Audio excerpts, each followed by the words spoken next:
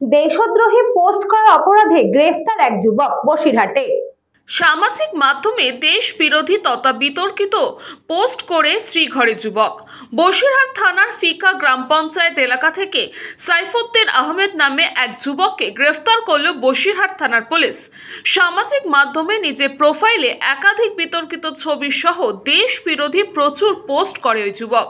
সেই post viral হতে সঙ্গে সঙ্গে তৎপর হয় বসিরহাটবাসী।